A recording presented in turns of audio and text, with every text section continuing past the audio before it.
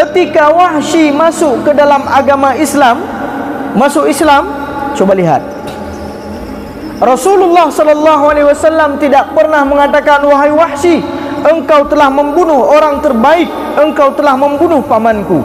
Akan tetapi Rasulullah yang namanya manusia, qul innama ana basyarum mithlukum yuha ilayya, katakan, wahai Muhammad, engkau adalah seorang manusia seperti mereka, hanya saja engkau diberikan wahyu oleh Allah Subhanahu wa ta'ala. Ketika Rasulullah berhadapan dengan Wahsy, Rasulullah menundukkan pandangannya. Rasulullah bukan tidak sanggup memandang Wahsy, dan inilah yang membuat Wahsy tidak tenang seumur hidupnya. Hingga pada sebuah peperangan,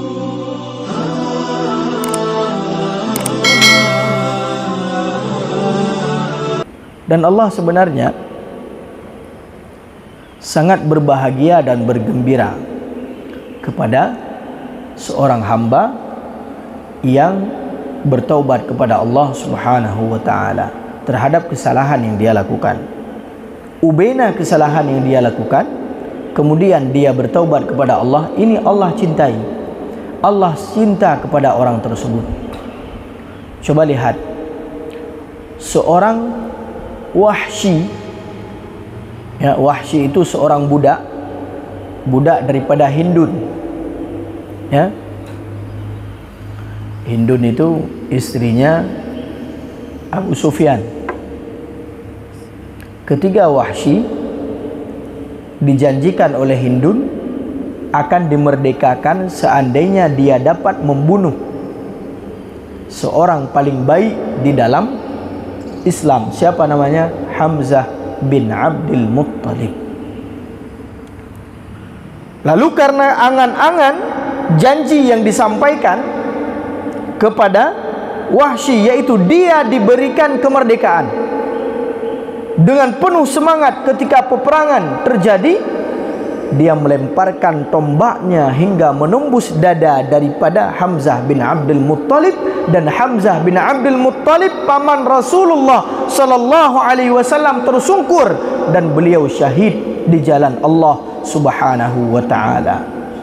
Bahkan Hindun, ya, walaupun ya kemudian beliau masuk Islam bersama dengan Abu Sufyan, ya, karena marah terhadap Hamzah, beliau membelah dada Hamzah dan memakan jantung daripada Hamzah bin Abdul Muttalib.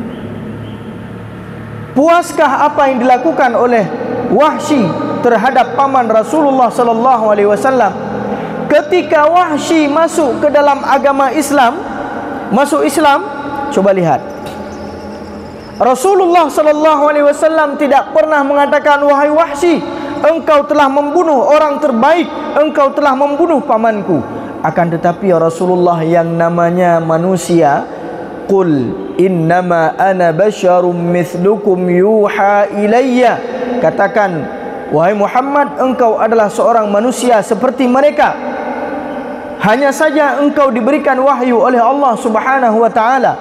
Ketika Rasulullah berhadapan dengan Wahsy, Rasulullah menundukkan pandangannya.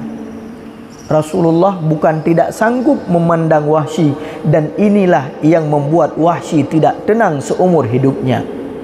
Hingga pada sebuah peperangan,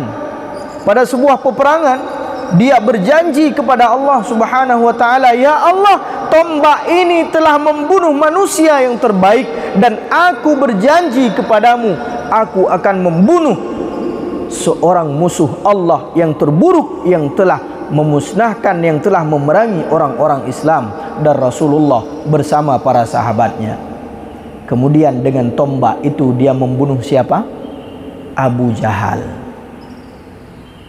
Ketika Abu Jahal mati, lalu dia mengatakan, wahai tombak, dengan ini aku telah membunuh manusia yang terbaik di dalam Islam, dan dengan ini aku telah membunuh musuh terutama di dalam Islam. Lalu tombak itu dipatahkan oleh Wahsy dan ditinggalkan. Apakah Allah marah terhadap Wahsy? Rasulullah marah terhadap Wahsy? Tidak. Itulah Islam. Bagaimana Islam sangat mengagungkan sebuah taubat manusia, seorang yang datang lalu bertaubat kepada Allah Subhanahu wa ta'ala.